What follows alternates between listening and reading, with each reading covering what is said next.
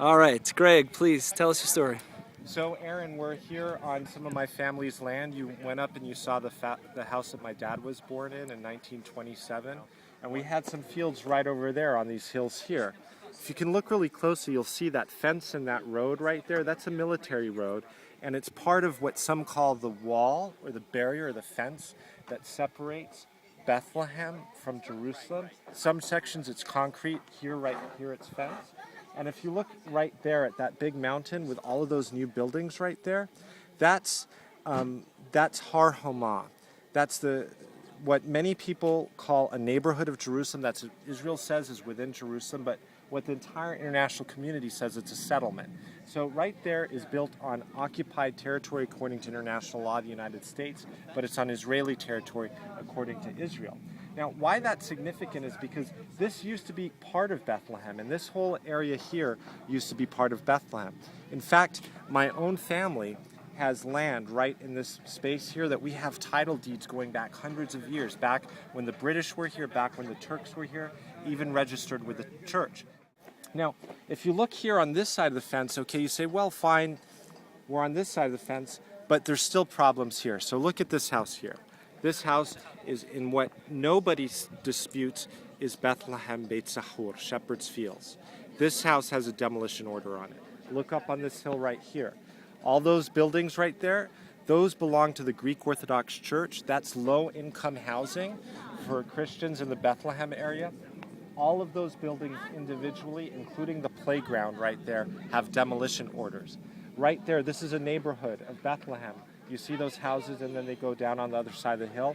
Most of those houses have demolition orders for them.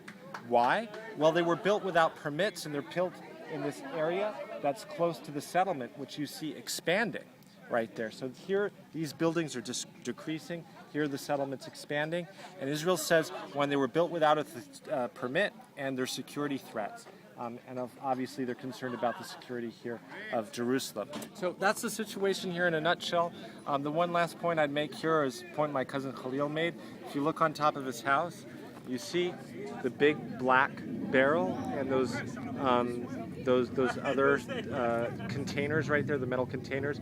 Look down here, you see those blue barrels here. Well, the reason for that, or if you look on my cousin George's house, you see all those black barrels.